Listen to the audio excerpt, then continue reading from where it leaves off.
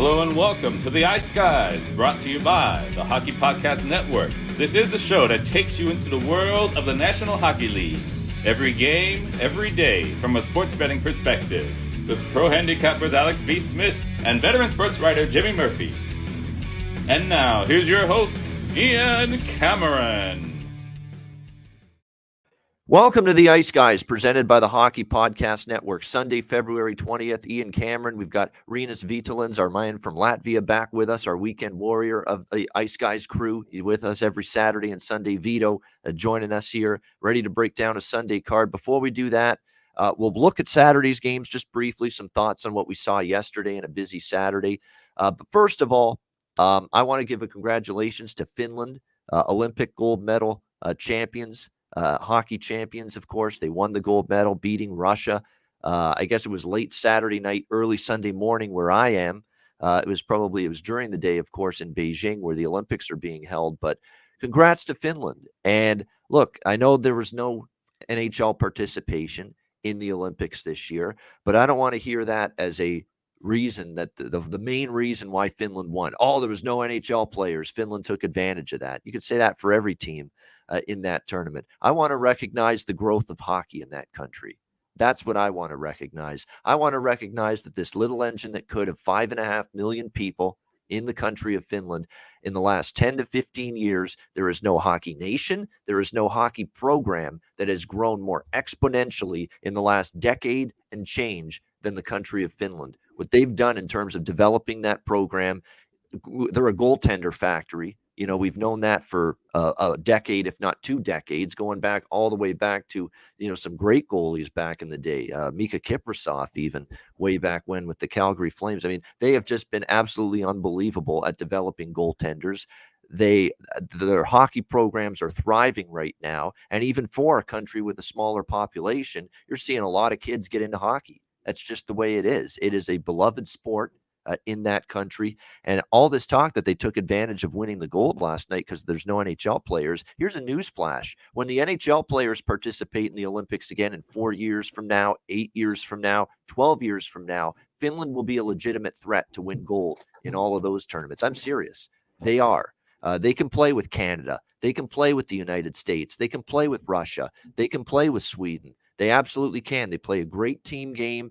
Nobody's bigger than the team. They play with great structure. That's always what you get usually from a lot of the European countries, but especially Finland. So congratulations to them. I know Valtteri Filppula, a longtime NHL veteran who's now playing over in Europe now, was the captain of that Finland team that won gold just this past 12 hours. So he's a guy that's played a lot of NHL hockey. He was the captain of that Finland team, and they deserve all the marks, in my opinion, for winning the gold. And it brings me to Vito here, and I just want to say it gives a country like Latvia some hope, that they are going to be rising up the food chain one day when it comes to hockey development, improvement with just the overall international team, the international program. What Finland's done, it gives hope to a country like Latvia, some other countries that are trying to make that move, trying to make that improvement up the ranks, if you will, in European hockey. But I know, Vito, you've been following the Olympics a lot. Some thoughts on Finland winning the gold? Yeah, of course. If you look at Finland, I mean, it's deserved win for them in all these Olympics. They didn't lose a single game. They basically outshot every single opponent. And they even lost their one of the top players, Granlund, so he didn't play with Finland, and they still did very, very well. You already touched on the goalie side. I mean, yeah, Finland always produces great goalies. Just look how many goalies are doing well in NHL, like Saros. We have much more, right? And in KHL, this Russian league, which I am following, all Finnish goalies are the top goalies, like the Sateri, which played in the finals. And the backup was Olki Noura, and there is even more goalies than these ones. There is a Metsola, who is also very great, also from Finland. He was not with Finland this time. So yeah, they have very great goalies, very great team. And if you look at Russia, I mean, Russia had also like all the sources where to take players from. I mean, KHL is the Russian league, right? But I think they didn't take all the best players, in my opinion. There was much more better players available. Yes. To be honest, like You're Buzdasov, from SKA. He's scoring all the time for SKA. He was not in the lineup. I don't know why. And yeah, that little bit looked like Russia played like CSK. The CSK is also a team in KHL, and the coach was Fedorov. He's also a coach for CSK, and he was the coach also for Russia now, the assistant coach, Sergei Fyodorov from Detroit Red Wings. So they played kind of similar hockey like they played in KHL, like try to score and just hold the victory, And it worked against all the other nations, but in finals it didn't work because Finland know how to put the puck in the net. So it didn't work out for Russia in finals. So No, overall, very great tournament, and I'm looking forward for a World Championship, which also starts in 2 months. Yeah, and I follow that as well. I know Andrew definitely does. Andrew McGinnis. Andrew McGinnis will bet World Hockey Championship, World Junior Championship, a little Olympics. He's very much involved in international hockey betting as well. Me, And I dabble in it a little bit, but not as much as Okupansi is talking about some Sibir unders in the chat. And yes, Sibir is one of the teams which plays only unders in KHL. And they have a Finnish goalie, Satari, which played in finals for Finland just now. So yeah, just Yeah, you know what? I realized that for years I'd never pronounced his last name right. I think it's it's Harry Satari, but I always called him Harry Sateri, and it's got that funny rhyme to it. Harry Sateri, I called him for years. Yeah, but I said, well, that can't be his name, can it? Harry Sateri? My goodness, if that's the way you pronounce it, he's probably going to get ridiculed and ribbed, and people are going to joke on that name. But no, it's Sattery. That's how you say it. Harry Sattery there for that goalie. But yeah, he's good. He was in the their NHL. depth is forever. So Finland's depth is huge. I mean, they have players everywhere. Yeah, definitely. So great Olympics, though. Olympics is come and gone, and World Hockey Championship is next up, though, and we'll be looking forward to that in a couple months. So congrats to Finland. Saturday NHL, the Oilers, the no oil slick here. The oil oil country just keeps on rolling at the moment. The Oilers, another impressive win. They beat Winnipeg by a score of 4-2. What I like too is no panic. The Jets made a good push in the third period, but no panic. The Oilers played a steady, sound game still with the lead, and they closed it out. They ended up winning 4-2 over the Jets.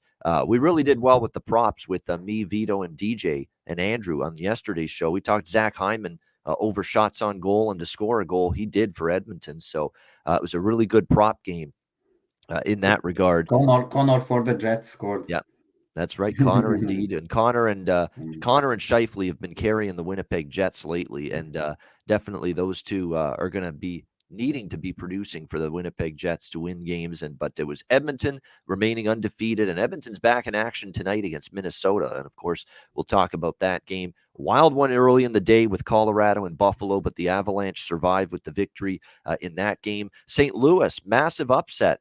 Big plus price winner for yours truly, the Blues, plus 180. They get it done against the Toronto Maple Leafs last night. Another good performance from Billy, another great Finnish goalie. Who'd have thunk it? Billy Husso. Here we go. For the St. Louis Blues was outstanding, and they capitalized on their chances. Leafs had way too many breakdowns in their own zone, and they ended up paying the price for it. They kind of hung Jack Campbell out to dry, but give the Blues credit. Game flies over the total as well. The game that hurt me the most was Seattle-Calgary last night.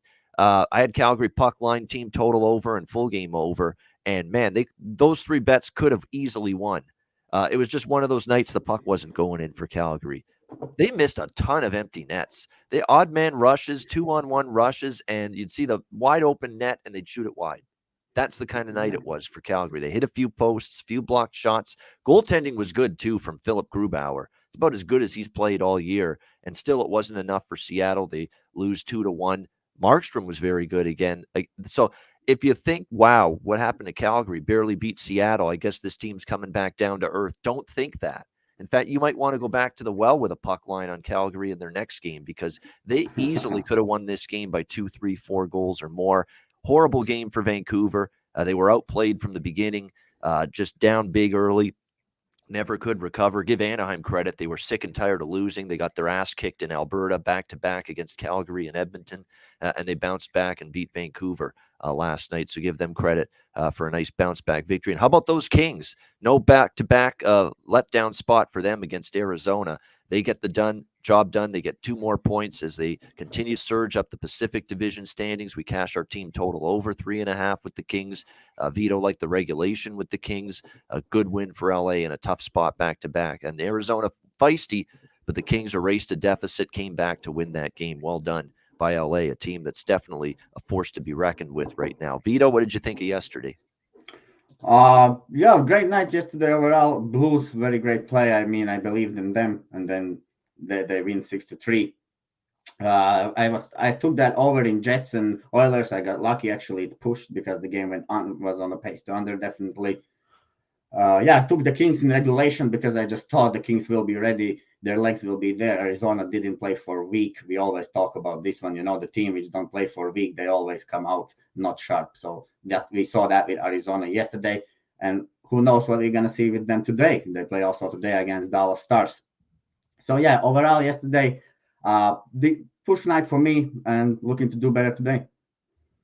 Absolutely. Let's start. We got Carolina and Pittsburgh. First game of this Sunday card. Pittsburgh minus 130, home favorites, 6 the total in this game. Very interesting game. You've definitely got Pittsburgh looking to rebound. They lost their last game, of course, to Toronto 4-1. We'll see if they can bounce back here at home.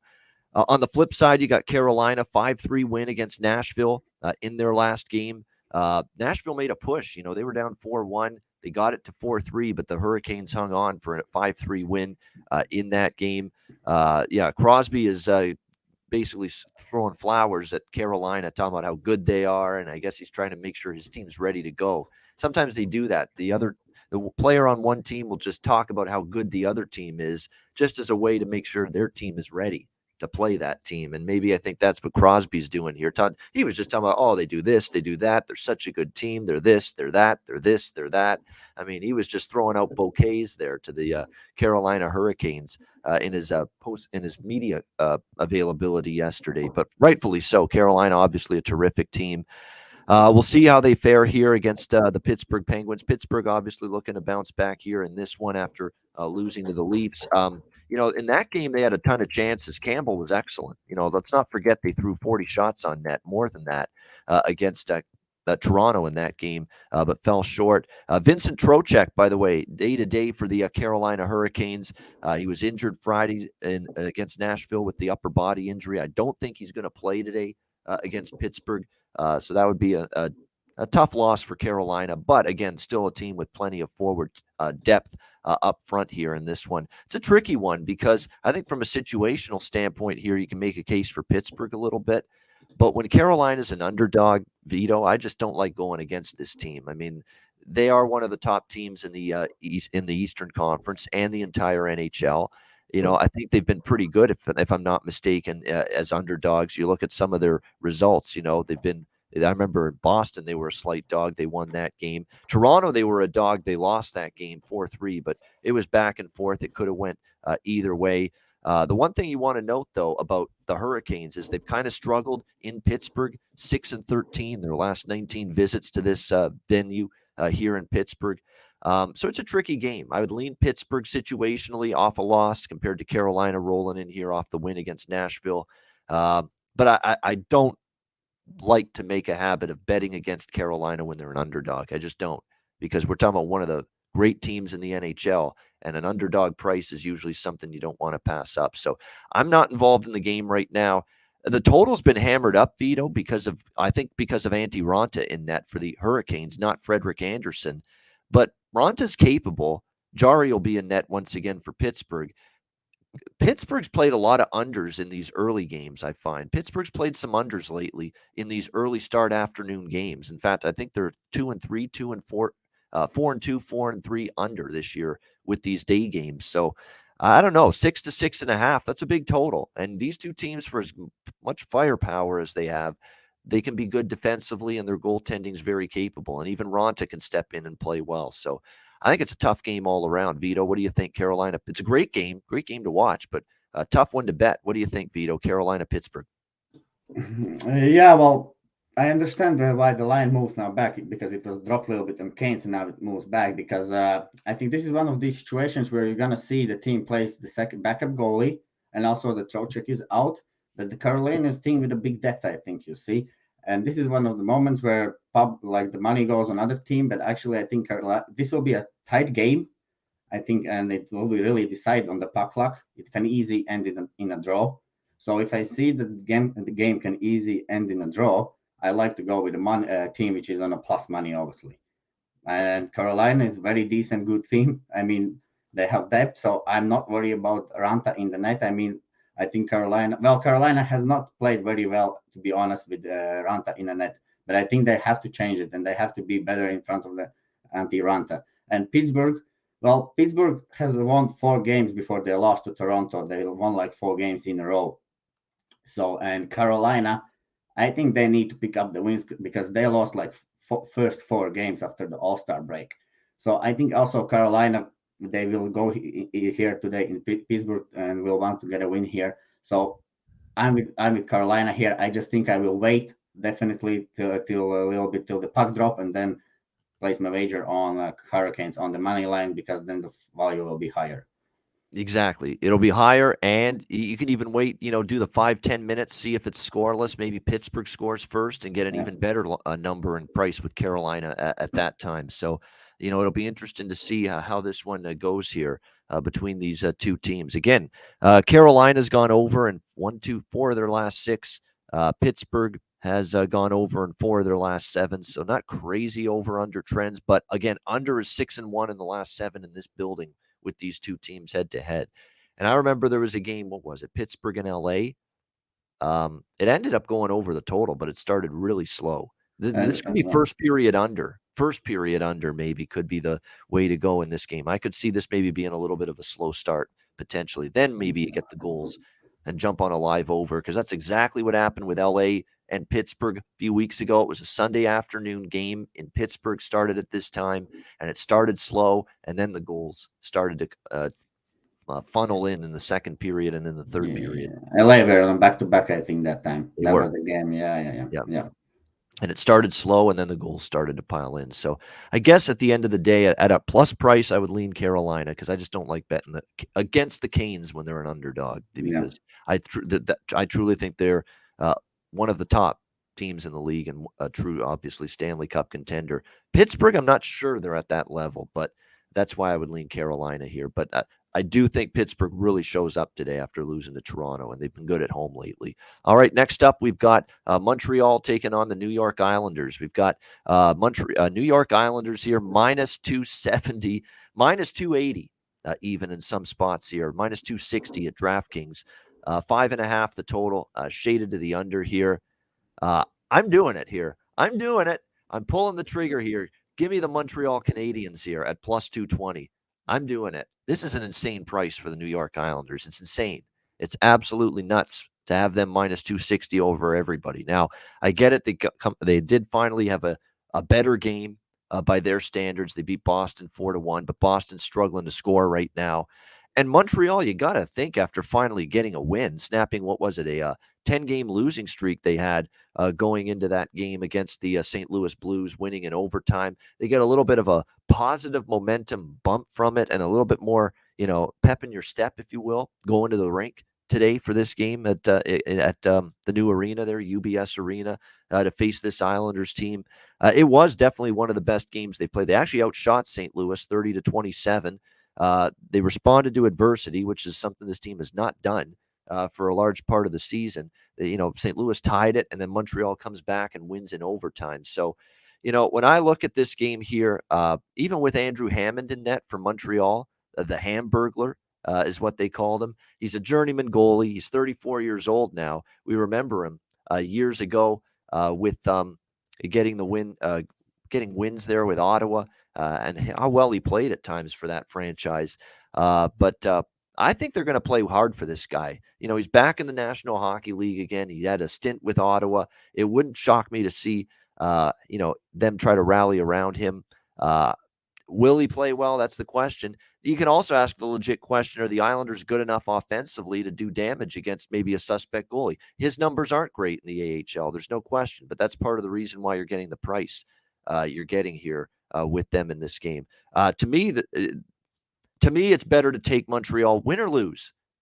regardless of the result, to me, it's better to take Montreal plus 220 than lay minus 260 with the Islanders. It's much better to be able to do that, especially a team that's finally won a game, especially a team that's finally got some confidence again, getting a taste of victory again.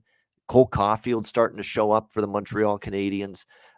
This is just too big of a price. This is just a team that should not be laying this kind of price to hardly anybody in the National Hockey League right now.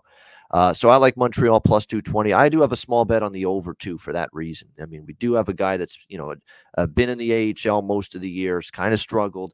Montreal, they did play their best defensive game, I think, in ages against St. Louis to win that game. It was one of the few Montreal games that have gone under the total recently as well. And I'm very, very worried about betting an Islanders game over the total. But the last time I bet an Islanders game over the total, it worked out well. It was the last two times. It was Buffalo and the Islanders. That game ended 6-3. And I also took the over with the Islanders and the Flames in Calgary, 5-2. That game went over the total. So I think this is and look, it's over 5.5 at plus money. It's plus 105, with this over 5.5. I think it's worth a bet here in this one. I think the Islanders can get 3 against the Canadiens. And I think the Canadiens can find the back of the net because that's not really been the problem for Montreal. It's been defensively in their own goaltending, but they've scored 3 goals in back-to-back games, the Montreal Canadiens as well. And if you look at the last 3 head-to-head meetings with the Canadiens and the Islanders, all 3 have gone over the total, 4-2, 6-2, and 6-2 in the last 3 head-to-head meetings with the Montreal Canadiens and the New York Islanders. So I'm going to go over 5.5, and I am taking a shot here. Montreal plus 220. This is a price play for me. Price play that the Islanders just can't be laying this much against anybody right now. What do you think here, Vito? Montreal, New York Islanders. Yeah, well, Islanders have this skill, they can make every goalie look very good. It doesn't matter who they play against. But, that's the problem. We're going to see here Hammond in the net today, and it's his first game. I really don't trust this guy. It's his first game, Islanders still are getting the shots. They're getting a lot of posts, to be honest. I'm watching their games. Yeah, they can tell they're unlucky, but that's part of the game. Everybody plays the same game. So Islanders are getting chances, but they're just not putting somehow the puck in the net. I think they find the back of the net today against Canadiens. To be honest, I think Canadiens find also the back of the net today. So yeah, over looks like a very, very great way how to go here. Because only other way how to go in this game, that's Islanders puck line. Not sure if I want to go Islanders puck line in this game. They can easily win 3-2, or it can be 3-3 draw. So 4-2 also. So over is the only play here. But I'm not interested to place any money, to be honest, on this game. Yeah, lean to the over, but yeah, it might be the wise call here for Vito. See, I'm getting in on the side and the total, and Vito's like, this game's too sketchy for me. I'm staying away from these two teams, but yeah, that's understandable. I don't think that this one win for Montreal gets them straight away out of this hole in. To be honest, I don't. Well, we're gonna see that today. Let's see who's gonna be right. Every opinion should be respected in NHL. There's not much respected opinions on Montreal is. It's easy to say it's not an opinion to be respected. Anytime anyone says let's bet Montreal, obviously they've had. I didn't bet Blues the other day. I didn't bet Montreal. I don't know why, but I just don't have maybe my guts to play anything with Canadiens. But I didn't bet anything with Blues because I felt like this is something. Where the Canadiens had the spot, they were after 3 days off. They had few practices with new coach. That's why they played better this game against Blues. I was waiting for that. That's right. That does help. Like when you have a new head coach and you actually get some time to practice, and work on drills, work on things that the coach wants to see improve with this team. So definitely, I think you saw that and an improvement in that regard because they got that practice time on the ice with Marty St. Louis. For the Montreal Canadiens. And yeah, Hammond 6-5, 2.44 goals against average, 908 save percentage. Those are his numbers with the Iowa team in the AHL. So we'll see how he fares here in his first NHL start in a very long time. Obviously, it's been a while since we have seen Andrew Hammond, the Hamburglar. It's hard to believe he's back in the NHL, but here he is back in the National Hockey League here for the Remember that was a big craze with him, of course, many years ago when he was with Ottawa. He went on this run where he was winning games and he had a couple of shutouts. And because his name's Hammond, they ended up calling him the They Hamburger. were throwing hamburgers, no? They were Yeah, throwing hamburgers on that's the right. ice. They were. I remember that. That's it feels like that was a long time ago, probably because it was, but no doubt he had like his Jeremy Lin in the NBA, Lin Sanity. It was basically that with Andrew Hammond for a bit with Ottawa. People just got infatuated with the guy. He came out of nowhere. He had this big monster run, and then he dropped off the planet again. That's what happened to Jeremy Lin as well in the NBA. It's a great comparison, those two guys, even though they're different sports. All right, we've got Florida and Chicago next up. Panthers minus 230, road favorites, 6.5 the total. This is kind of like Montreal, St. Louis. You don't want to really get in front of Florida right now. I mean, what they've done so far in these two games on the road, terrific, impressive. Beating Carolina on the road is never easy. They did it. How about stomping a mud hole in the Minnesota Wild? Sorry, Terry, but stomping a mud hole in the Minnesota Wild on Friday night. Just impressive. They controlled that game. They dominated it from start to finish. And now they're rolling into Chicago playing well. But this admittedly is not the best of situations for Florida. I mean, it's Chicago. It's not obviously a team that's going to maybe get that focus where it needs to be, like a Carolina would or a Minnesota in the last game. So you worry about that just a little bit here for Florida. And probably Marc-Andre Fleury and net. And look, Marc-Andre Fleury is what kept Chicago in the game against Dallas. Marc-Andre Fleury is what allowed Chicago to steal a win against Winnipeg. This guy has risen up, beat Edmonton right after the All-Star break. It was the game that right before they fired Dave Tippett. I thought he stole that game. Fleury is still very much capable, and I would expect him to be in net. Hasn't been confirmed yet, but it should be Marc-Andre. Yes, it has now been confirmed. Fleury is in net. Bobrovsky in net for Florida in this game. I'm passing on this. It's too weird because we've seen Florida at times with a couple of big wins on the road. This is what they did against Seattle. Didn't they lose to Seattle on the road? I think they did. They had a couple of big road wins on their last road trip. They went to lowly Seattle toward the end of that road trip, and they laid an egg. They had a clunker, and I don't want to say that's going to happen to Florida today, but I don't want to lay minus 230 to find out, if Florida is going to lay a clunker today.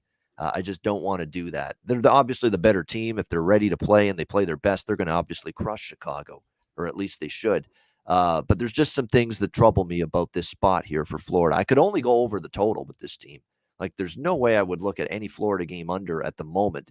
It's 6.5, but you look at the last 5 games, 4-1 to the over, scores of 5-4, 8-4, 5-2.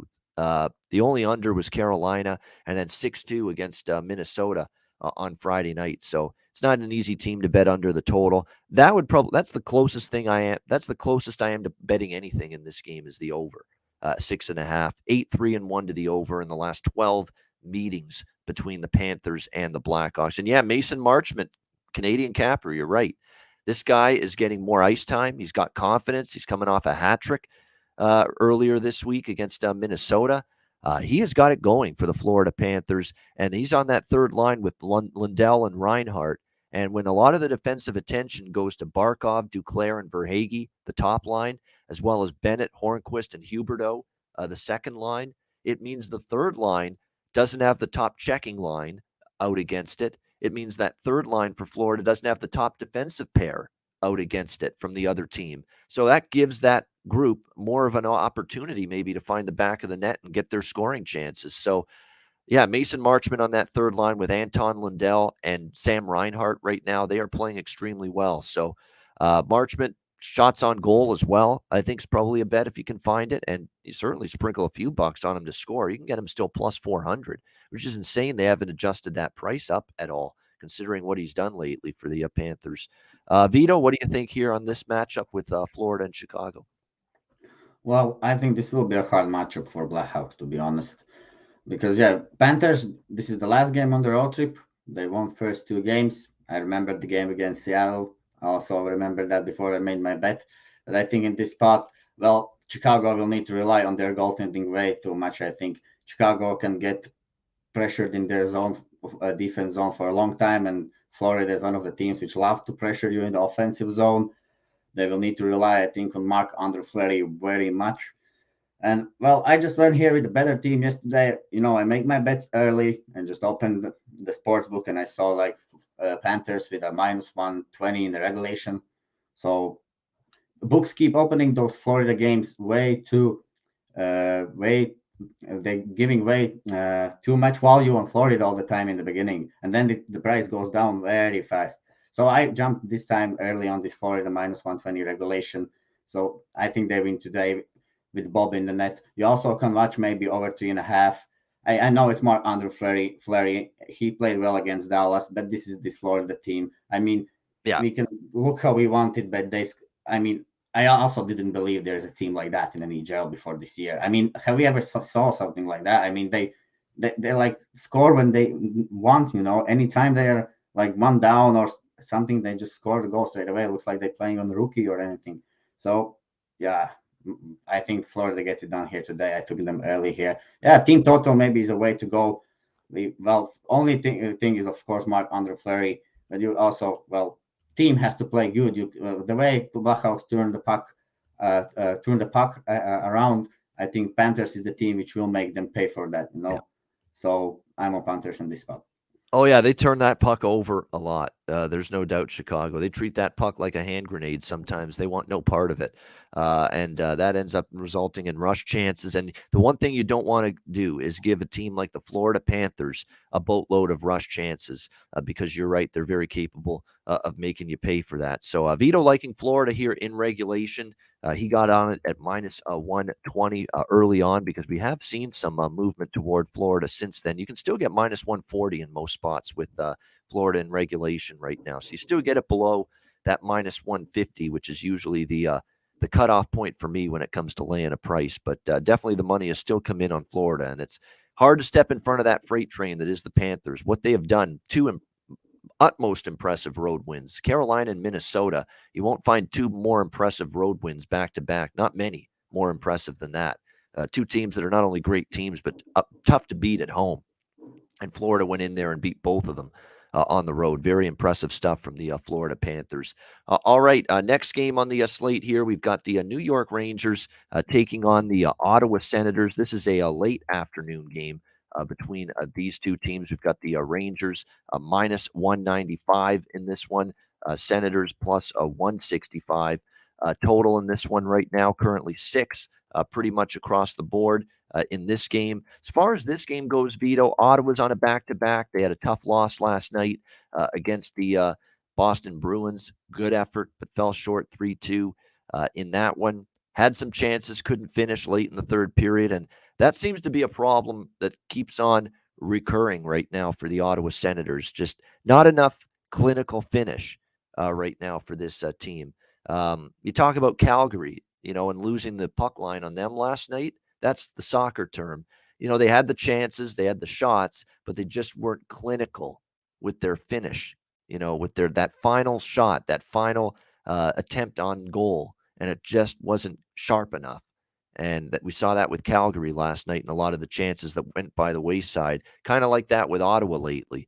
Yeah, they've been generating some chances, but they just are lacking that clinical finish to put the puck in the back of the net right now. And that ends up being the problem for them lately. And it's certainly been exacerbated with the injuries they're dealing with.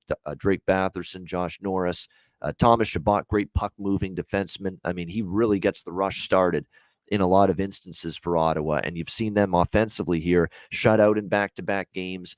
They did score 4 on Washington, 2 against St. Louis, only 3 goals against Buffalo, who give up goals in bunches, and then just the 2 goals last night in the loss against Boston. So they're on a back-to-back.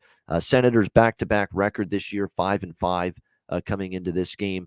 The New York Rangers, they haven't played since Wednesday night when they lost to the, Thursday night when they lost to the Detroit Red Wings, 3-2 in a shootout. So disappointing result there for the Rangers. Certainly you would think you'd get their best today coming off that kind of loss. I mean, certainly the Rangers -130 in regulations, an interesting way to go. I'll have a small bet on that.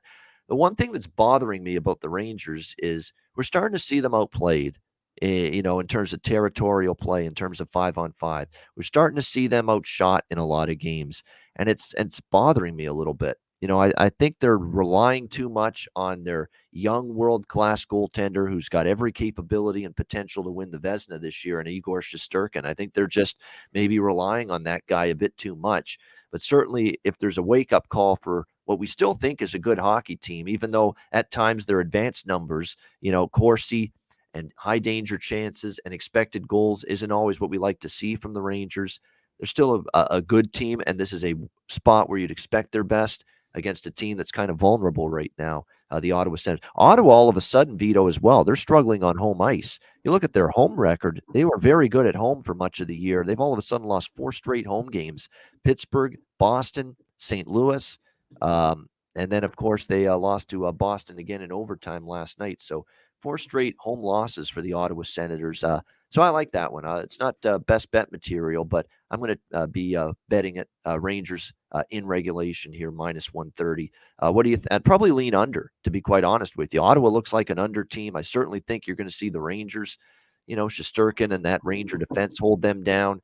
Rangers, we'll see who's in net for Ottawa. It was Forsberg yesterday. It's going to be Gustafsson today, and I still don't trust him a lot, but he did play well in the recent start he got. He didn't play that bad for the Ottawa Senators, but I still don't trust Gustafsson, so I think it's an opportunity for the Rangers to score enough to win this game. I like them in regulation. What do you think here, Vito?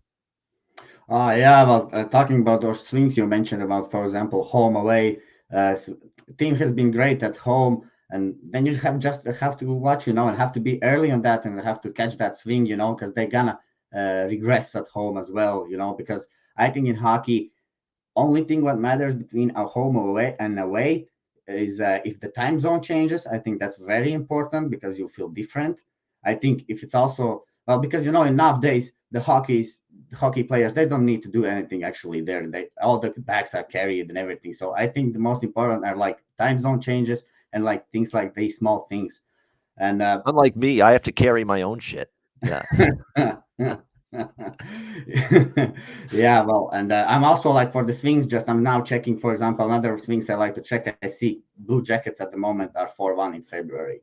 So I expect Blue Jackets will lose some games in the end of February since they are 4-1 now. So that's just the swings, about the swings a little bit what I watch. But yeah, Rangers, Senators here. Senators, yeah, missing those players. I mean, you just think when the fatigue going to kick in for this team, because they played so many games, they're shorthanded, but they keep doing pretty well. I mean, Boston is still not the best team. I just watched actually the game today on the replay all game. It was pretty even game. You cannot say who was better there. Ottawa played also very well. There was one shift when it was 4-4, and Ottawa was playing against Bergeron, and those guys were so tired, and it looked like power play for 2 minutes for Ottawa. They were just skating around. And yeah, but in this spot, I mean, you have to see it's Gustafsson in the net. He hasn't played for a while. He's in the net for Senators today. He's confirmed, and we're gonna see a very huge goalie mismatch, I guess, in this game.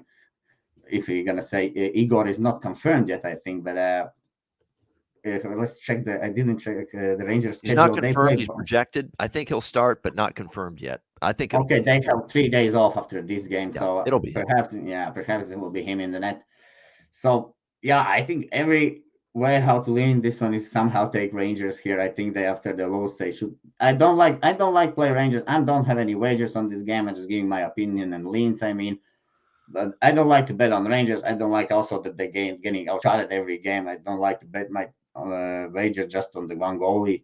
So yeah, this game I'm not interested really in this game. That I'm not interested in the value. I think only value here is, I guess, Rangers regulation, but that's it for me. Yeah, but it feels like a close game. Like the Rangers, I think, can win, but I don't know. It's probably going to be close. That's why, you know what? If you really want to look in this direction, I wouldn't talk anyone out of it. The draw, it could be an overtime game. I mean, Ottawa played overtime with Boston last night. The Rangers have played back-to-back games that have gone beyond regulation. The Boston game went into a shootout, as did the Detroit game this past week for the Rangers. So the draw is an option. You can get plus 350, Rangers Senators draw. In fact, this is kind of like a soccer approach for me, soccer betting approach for me with this game. I might look Rangers in regulation, minus 130, but maybe sprinkle just a few bucks on that draw as well at plus 350. It's kind of like draw double chance. The only way I can lose this game is if lose both bets is if Ottawa wins in regulation. And I don't think Ottawa's going to win in regulation. So I can go Rangers in regulation and sprinkle on the draw so that there's 3 possibilities out of 4 that can win for me. Rangers in regulation, Rangers in overtime, or Ottawa in overtime or a shootout. I will at least win one of those bets with 3 out of those 4 possible outcomes. Which haven't think about this, but sounds pretty okay. There's also like bets like win no bet, draw no bet, something. Double chance. I mean that you win if the team draws or wins. I guess there's also bets like those. Yep. And keep in mind, if I lose Rangers and I'll probably have half a unit Rangers in regulation, quarter unit on the draw plus 350. I will be profitable if one of those wins, because I'm going to have more money on the regulation at minus 130 on the Rangers, and I'm going to have a little bit less quarter unit on plus 350 draw. But if that cashes in, that's going to still mean profit for me. So if I win one of these, it's going to be profit for me. I can win both of them too, because if Rangers win in overtime or no, that's not true. No, you cannot win both. Yeah. You cannot win. Win. You can go with money line Rangers then. Yes, exactly, which we're not doing. Yeah. But the goal is, if we win one of these, we're profitable by a little bit. There is many also ways. I think I just need to study and dig in. Maybe there is many different ways actually how you can make money. Yeah, with these kind of bets. Just have to dig in, find the right numbers. Yeah, exactly. So like I say, 1-1 in this game equals profit for me either way.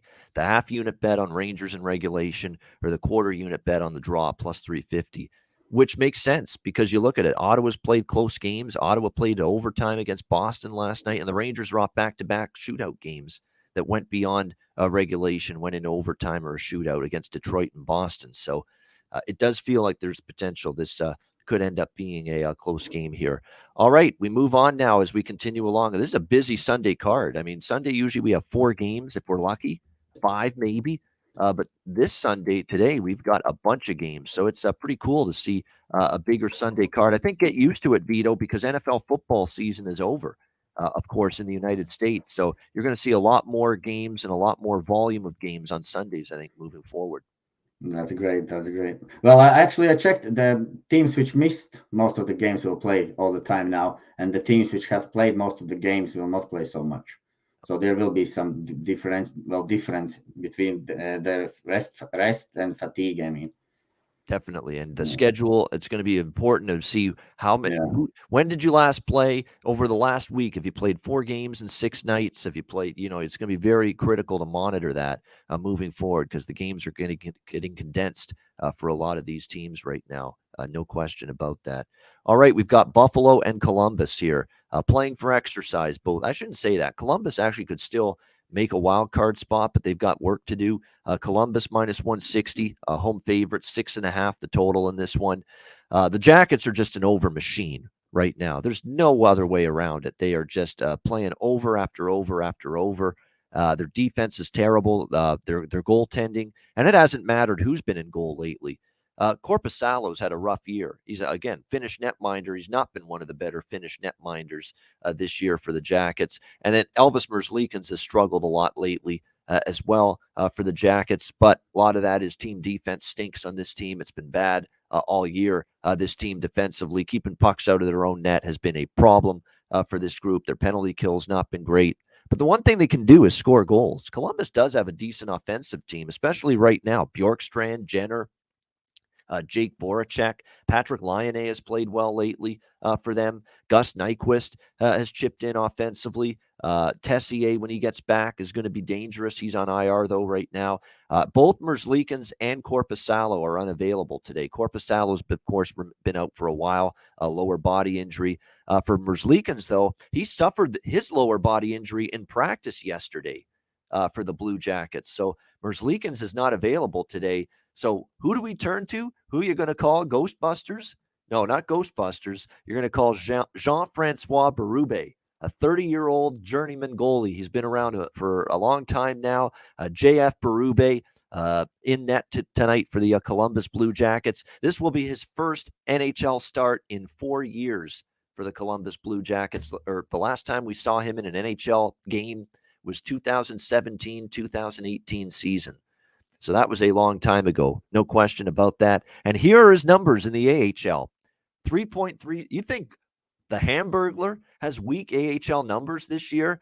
Hamburglar and Andrew Hammond has nothing on this guy, JF Berube. Berube is 3.37 goals against average, 891 save percentage. That's at the American Hockey League level. So that's not good.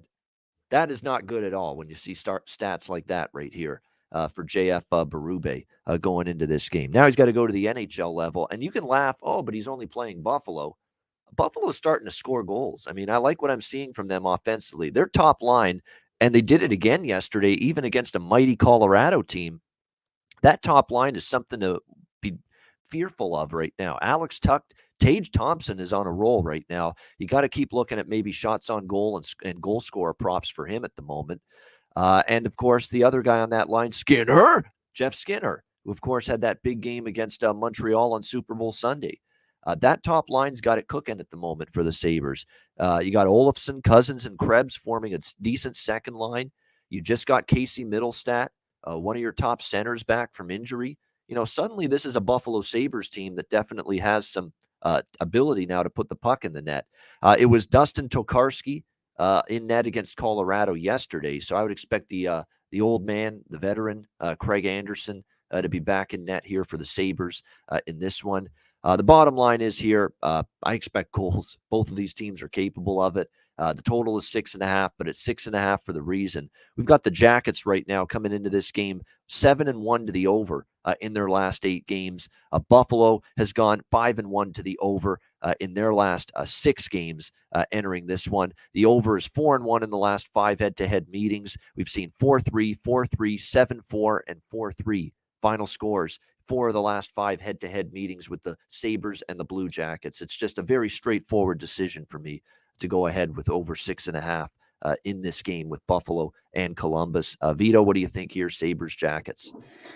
Oh, yeah, well, I think every team in the NHL is capable of scoring goals, you know. That's one thing. That's one thing which is great about the NHL. Those are the best players in the world. So, I mean, when going overs, yeah, I love to a lot of times watch bet overs when the teams like these two turn over the pucks. I mean, Columbus turning the pucks over like it's nothing. I mean, like hotcakes. I mean, you have to hold on the puck. I mean, you can go in, I don't know, in the corner and stand with that puck in the corner and hold it on the boards, but don't just throw it in the middle. I don't know. And like Panthers when played, they just were turning around pucks, and Sabres also are the same thing. I mean, and these teams both rely on goaltending. To be honest, Columbus, they've been scoring a lot of goals. Guys, watch for Line. I think a goal scorer prop for him for sure.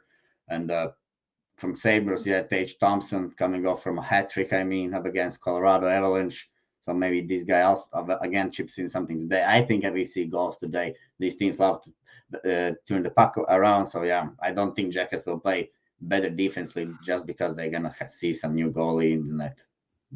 There you go. Turn the puck around. Love to feel that passion, that old song. Turn it upside down. Love to see some goals scored. Yeah, we'd love to see some goals scored in this game. Buffalo and Columbus over the total. I think it's a universal sentiment here in this game. I know everybody in the chat is liking goals to be scored in this game, and it's hard to deny that right now with the Sabres and the Blue Jackets here in this one. And certainly they've trended over. They've gone over head-to-head. Yeah. They're both porous defensively. We don't trust Anderson for the Sabres game to game. One game he's great, one game he's not. And Berube, I mean, those are ghastly numbers at the AHL level. 3 goals against and 890 save percentage AHL level.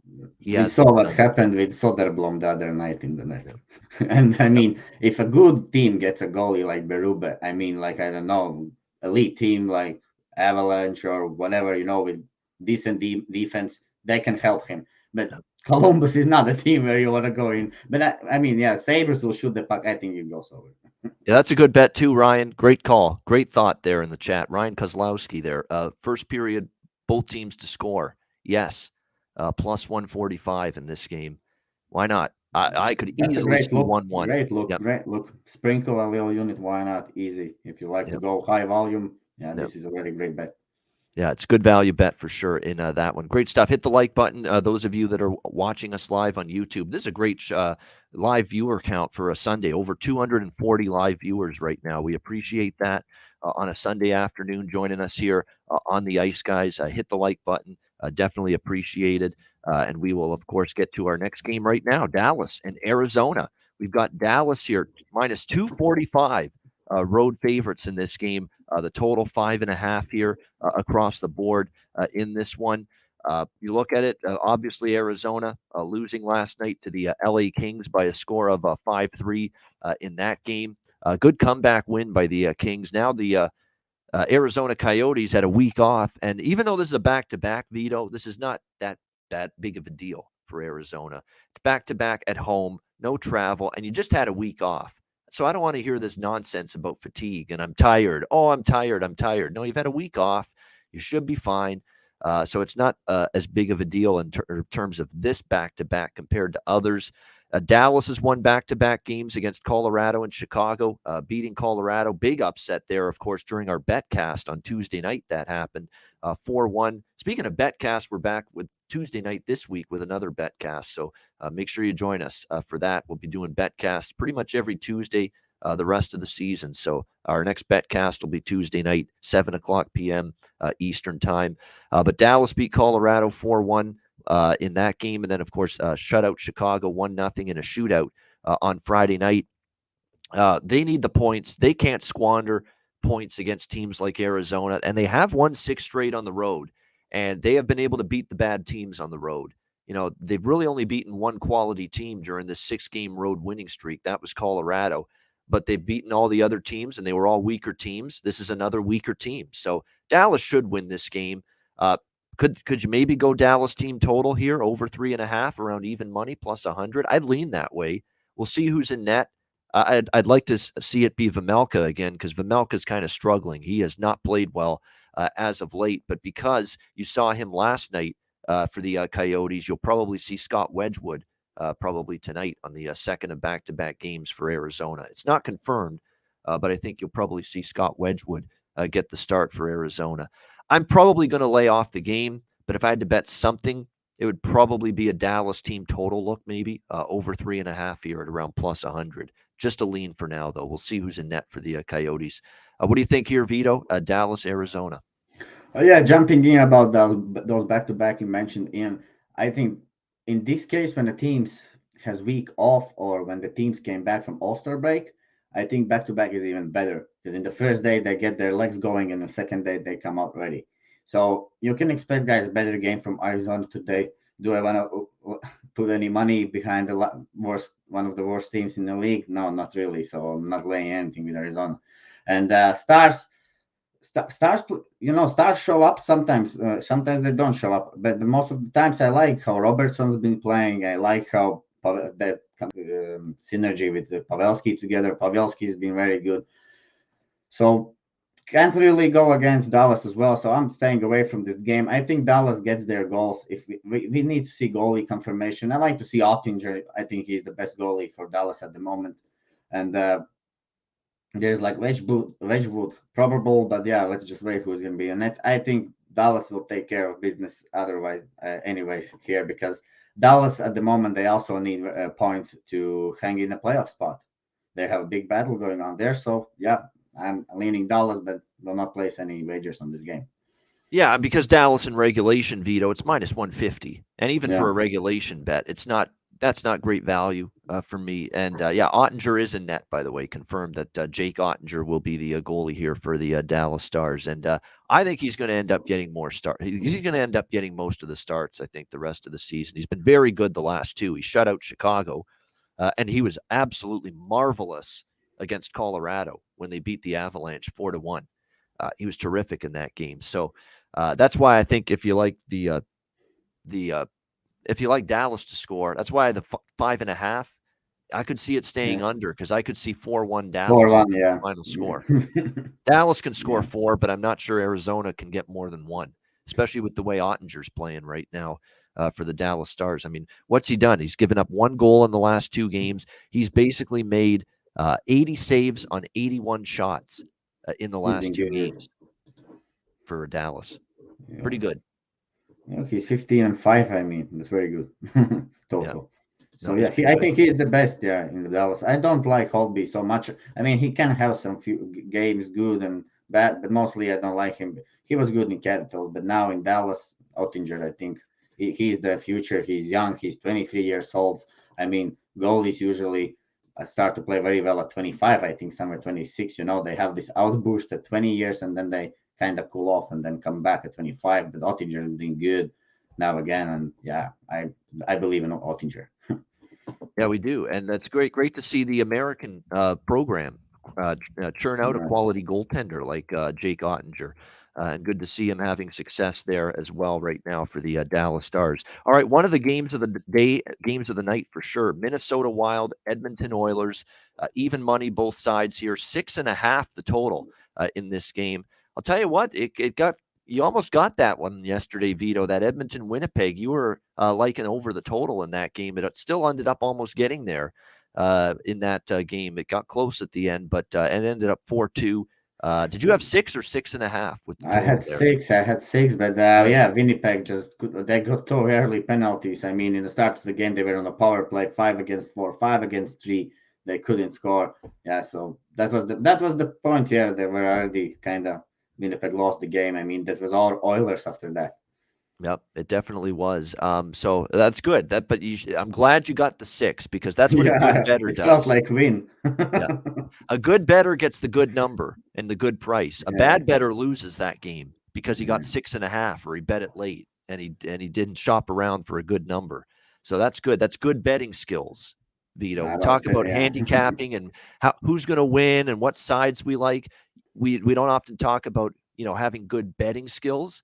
And betting skills means betting good numbers, betting good prices, making sure that you're pushing instead of losing or you're winning instead of pushing on a particular bet, and it's all about getting good numbers. So you got 6, and that was the difference in the end to at least get you a push on that total with the Oilers and the Jets yesterday.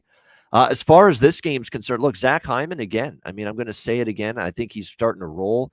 Jay Woodcroft's playing the hell out of him. He's playing a ton of minutes for this new coach. He's got confidence right now. He's starting to find the back of the net. He's shooting left and right. Zach Hyman props were very good to me on the show yesterday. I recommended it against Winnipeg. You look at Hyman's last few games 4, 3, 5, 3, 3 shots on goal. In 5 of the last 6 games, he's had at least 3 shots on goal. And he has now scored for the Edmonton Oilers in 3 consecutive games, 4 points in those last 3 games for Zach Hyman. So I'm on more Hyman over shots on goal and score a goal props tonight. And I'm on Edmonton too, even with Edmonton on a back-to-back. Now, Minnesota's rested. Minnesota played Friday night. They got beaten by Florida. They're not going to be in a good mood. I expect a much better effort from Minnesota. But I've said this every time we've talked Edmonton on this show since the coaching change. When it happened, I said, I'm going to bet Edmonton against the Islanders in that first game after the coaching change. And if they keep winning, I'm going to keep betting them every game until they lose. So I'm not going away from that thought process or that strategy right now. Even though this is schedule-wise, it's an advantage to Minnesota, no question, with Edmonton playing yesterday. But the Oilers are feeling it right now. They're finding ways to win. Woodcroft is talking about how their structure defensively has been better. They're getting saves from Smith and Koskinen yesterday, his first start in a while, and he played very well for the Oilers in that game. They've got confidence right now. And remember, this Minnesota now back on the road where they've been not as good as they've been at home. Their road record is not that great, to be quite honest with you. Minnesota, they've got to start improving their road record a little bit. 5 games in 7 nights for Edmonton. Yes, great call there, Perlo. It is a concern. I understand all the concerns. I expect Minnesota to bring it. I expect them to be the rested team. Edmonton's 5th game in 7 nights is an absolute concern, no question. 14th, 15th, 17th, 19th they've played. Whereas for Minnesota, 14th, 16th, 18th, 20th. They've definitely had some days off. Edmonton's played a lot. Maybe it catches up to them here. It could. This could be the night they finally lose their first game under the new coach. But like I said, I'm riding Edmonton till they lose, and I'm on Edmonton tonight, -110. I understand the concerns, but like I said, and if they lose tonight, Vito, Edmonton, okay, they lose. They'll take some money from me. It's not going to take anywhere close to the amount of money away from me that I've won with Edmonton since the coaching change. That's the point.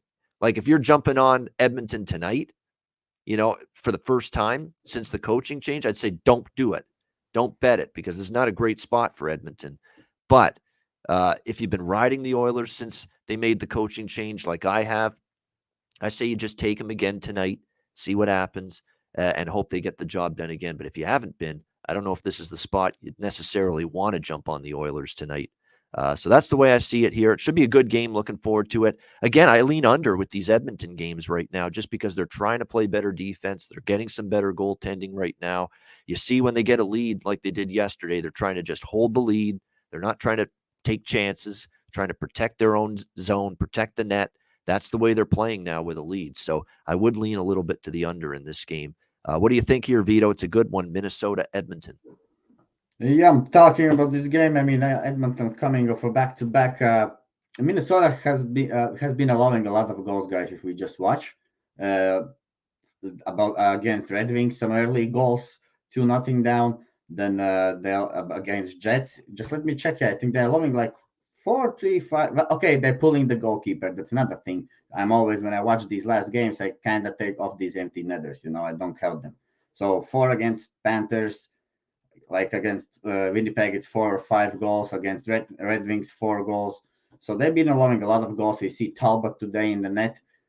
Kakkonen, I think, being a little bit better than Talbot. Talbot let in some softies against Panthers, I think, or from behind the net and so on. So I didn't like many goals he let in, to be honest. So hard game. Well, everybody definitely thinks Minnesota will bounce back here. I don't have any wagers on the game. I just think Oilers will get their goals. I think Oilers will get 3 or 4 goals for sure here. And I think also Minnesota are getting goals in this game. So this game I see can easy go over. All right, liking the over. Yeah. Is that a lean or are you betting that? Lean. That's a lean. I'm not betting this one. It's a 6. I don't bet 6.5. I mean, Edmonton has been better a little bit defensively, but I see Edmonton scoring at least 3 or 4 goals today. As well, I see Minnesota Wild pinching in some goals. So if I see 2 teams coming on the board, then it should go over for me. Yeah, but definitely. That's just a lean for now, yeah. Yeah, Velu, I understand that point about Edmonton. Like they've played a lot of games. The 5th game in 7 nights is very difficult. Vito will acknowledge that too because he played the sport. That's not easy for Edmonton. That this is going to be their 5th game in 7 nights. So I understand that. Like I said, if you have not been taking Edmonton in every game since the coaching change, I would say to you, don't take them tonight. But I have been, and that's why I'm going to take them one more time because I've been cashing with them. If I finally lose one tonight, it's no big deal. It's not going to take away from the 4 or 5 straight that I've won with them since the coaching change. Exactly. That happened with me with Calgary last night. I also was on them all the time. Yesterday I was on puck line and didn't win. So you have won a lot from Oilers, and that's great. Yeah. I think that's a great spot to keep riding them. But if you are like jumping now in, I think Wild is in better spot for sure. Yeah. That's exactly it. Yeah. Exactly right. 100% true on that. All right. Final game now on this Sunday NHL card. Vegas Golden Knights and the San Jose Sharks. Vegas trying to get back on track. What has happened to them all of a sudden the last few games? Vegas minus 155. Road favorites here in the Shark Tank. The total in this game, 5.5, pretty much across the board in this one. Vegas, what's funny, Vito, about Vegas is they lost to Calgary. Red-hot Calgary Flames team. They got shut out in that game, and then they got shut out by Colorado last Wednesday night in that national TV game at home. And you thought to yourself, you know what? What's happening here with the Vegas Golden Knights? But they came out strong against LA. They got the 2-0 lead, and you thought, well, they're finally going to get rolling here at home against the Kings.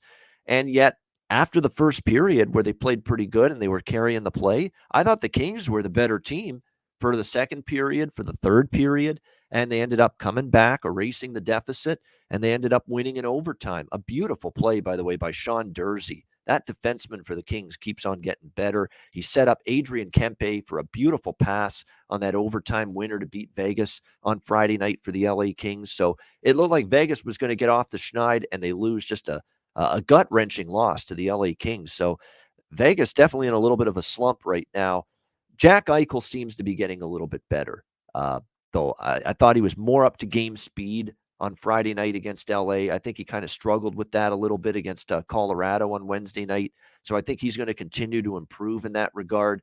But look, Nicholas Earl, one of our friends of the show, said that multiple times, talked about Vegas's metrics not looking good. Their expected goals numbers haven't been great lately.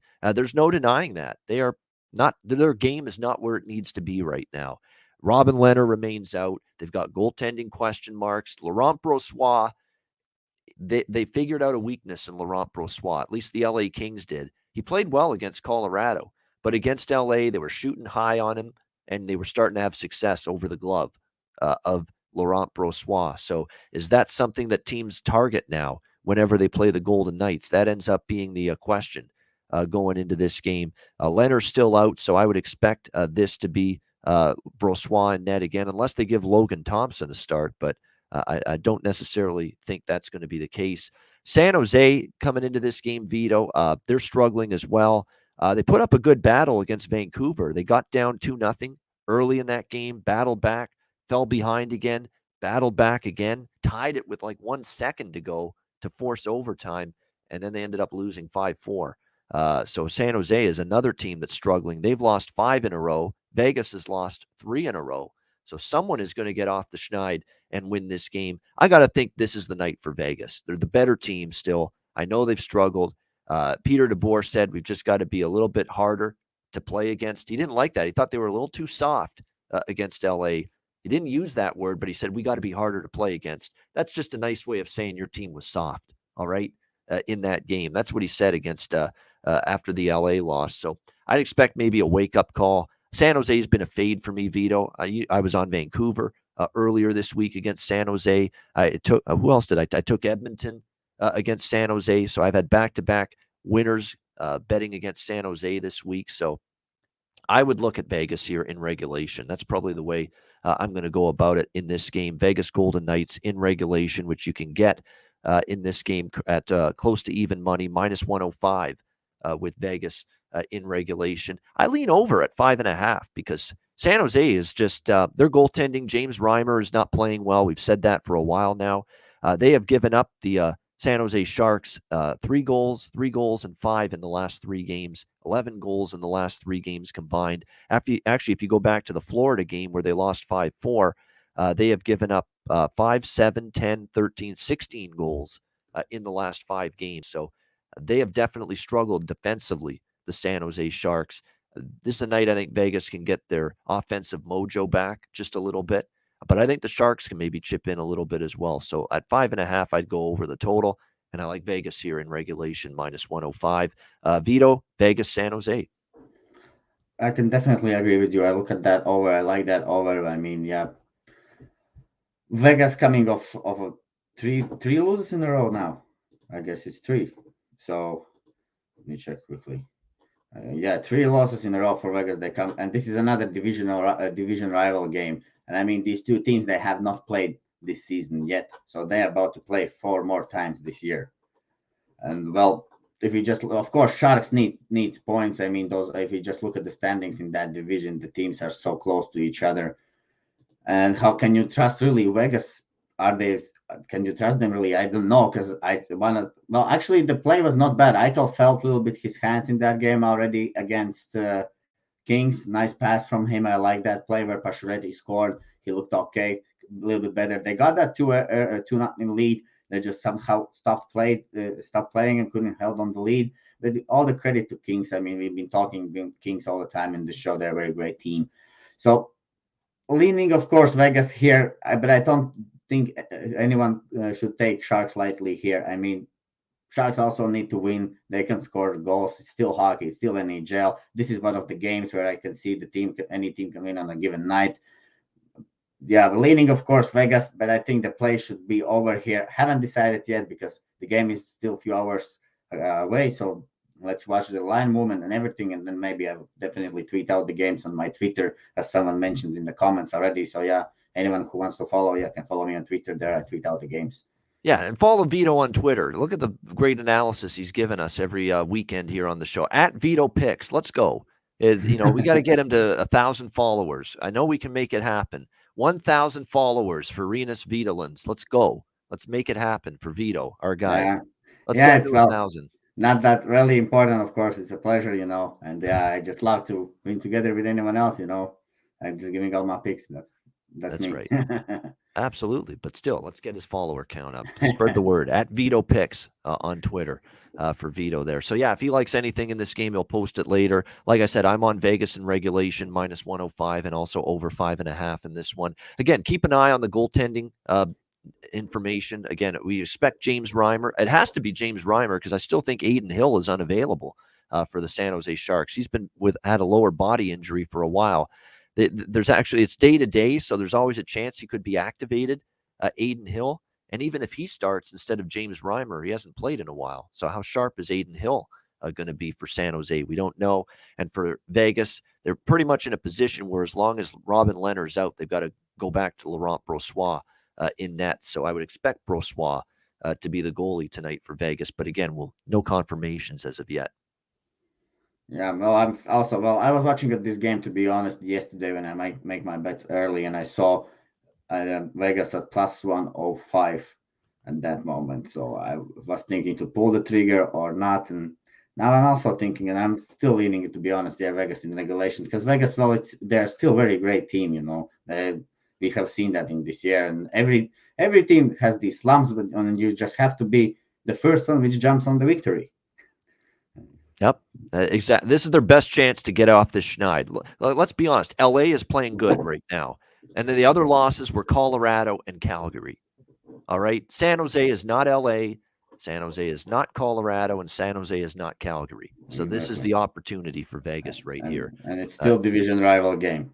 So yeah, it's their opportunity. It's important game. They will get up to this game anyway. And if we just watch the schedule, then they are 4 days off. And then they play Arizona and Avs on a back-to-back. Yeah, exactly. So this is the best option. If they lose tonight, then we got to get a little more concerned. If you're Vegas and you're a fan of the team, you lose this game tonight, you definitely get a little more concerned. And then it's 3 days off, and they don't want to spend these 3 days off practicing and thinking about that loss. That's not nice. No. Yeah. So I think they want to win today. Yeah, that would not be fun. I agree with that for sure. No question. By the way, Alex Tuch for the Buffalo Sabres. Just some shot on goal props before we leave here. He's gone over 3.5 shots on goal, 8 of his last 10 games. 3.5 shots for Alex Tuch over is plus money, +115. So I like that. Barkov for the Panthers over 3.5. He's gone over that 8 of the last 10 games as well. You could look in that direction. What else have we got? Watching from Sharks, I think this Meyer and Hertl, those two guys have been on the board a lot.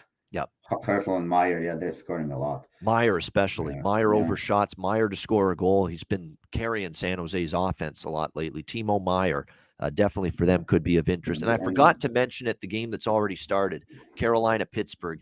Coming into this game today, Teuvo Teravainen had gone over 2.5 shots on goal in 8 straight games. And I forgot to bet it today. He has now 0. You cannot bet them live, right? No. He's got 0 so far, but he had 0 after the first period the last game, and he still got 3. Yeah, this hockey, sometimes you can get like these points. Also, if you watch just how easy it is to get a point, you just need to shoot a puck to the net, and some other guy can give a pass, and that's a point for you. And shots, the same thing. If Teravainen gets a shot and straight away rebound, it's 2 shots straight away, So easy to get those shots. Like in 1 period. Yeah, definitely. So those are a few of the props that we're interested in. Anytime I recommend a shots on goal prop, I'm sprinkling just a smaller bet on them to score as well. That's always the way I go about it. At the a little bit more money on the shots prop, and then a little bit less on the goal scorer prop as well with those players that I'm interested in from like yesterday. Standpoint. Actually, Connor, he didn't have 3 shots in the end. I think that he scored a goal. So that's right. One of the situations you are talking about. Exactly. So, sometimes the shot on goal prop won't hit, but he'll score with the 1 or 2 shots that he has, or vice versa. You won't get him scoring, but he could have 3, 4, 5 shots on goal, so that's why just having a little bit on both is my approach with player props. A little bit on shots on goal and a little bit on the player to score a goal as well. That's usually the approach I take. Great stuff with Vito on this Sunday card. Great card. I mean, this is great for a Sunday to have this kind of slate. Great breakdowns. Looking forward to the rest of the day from an NHL standpoint. DraftKings, looking forward to talking about them as well. Now, the NBA is going to be back on Thursday following the All-Star break. So get involved when it does return. New customers to DraftKings Sportsbook can bet just $1 on any NBA team and get $150 in free bets if they win. It's that simple. If DraftKings Sportsbook isn't available in your state yet, you can still play for DraftKings, a daily fantasy basketball contest. DraftKings is giving all new customers a free shot at millions of dollars in total prizes with their first deposit. Download the DraftKings Sportsbook app now. Use promo code THPN. Bet just $1 on any NBA team and get $150 in free bets if they win. That's promo code THPN at DraftKings Sportsbook, an official sports betting partner of the NBA and the NHL. Must be 21 years of age or older. Minimum age and location requirements vary by jurisdiction. See DraftKings.com/sportsbook for full list of requirements and state-specific responsible gaming resources. Void where prohibited. Minimum $5 deposit. Gambling problem? Call 1-800-GAMBLER. Download the DraftKings app. Sign up for an account. Use the promo code THPN. All right, it's time for Best Bets to wrap up this Sunday edition of the Ice Guys. Vito, what do you like for Best Bet? Gonna go, I guess, with Panthers in the cannot decide between Panthers in regulation, and I start to like this Wild and Oilers over. But yeah, give me Panthers in regulation. All right, Florida in regulation. He got it at -120. You can still get -140 on that right now with Florida in regulation against Chicago. Best bet for Vito in this one. My best bet is going to be Buffalo Columbus over 6.5. It's just screaming goals in that game. Suspect goaltending, horrendous blue lines for the most part. Neither one can be trusted. They turn the puck over like hotcakes, as we said during that game. Both of those teams on the defensive side of the puck are leave a lot to be desired. Series history trending over. Each of these teams have trended over in their recent games as well, and I think we see more of the same. And not exactly it's not exactly Bernie Parent versus Marty Brodeur in net here. Talking Craig Anderson at 40 years old against JF Berube and his .890 save percentage in the American Hockey League. So we should see goals here. Buffalo Columbus over 6.5.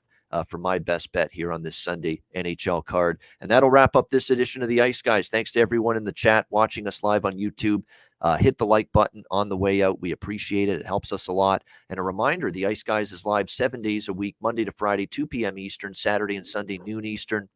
If you can't watch the show live, download the Ice Guys podcast in audio form on all major podcast platforms, Google Podcasts, Apple Podcasts, Spotify, Stitcher, and iHeartRadio. Download the Ice Guys podcast when you can't watch the show live. We've got our next Ice Guys Betcast coming up Tuesday night, 7 o'clock p.m. Eastern as well. So make sure you join us for that. The usual procedure, DM me or anyone on the crew, and we'll make sure, if you're interested in joining us, and we'll make sure we send you the link before the Betcast on Tuesday night. Join us for that. Last Tuesday was a lot of fun. We're going to have a lot more fun this Tuesday night as well on the next Ice Guys Betcast. For Vito, I'm Ian Cameron. Have a great Sunday. Enjoy the games and good luck. And we will talk to you again tomorrow on Monday for another edition of the Ice Guys presented by the Hockey Podcast Network.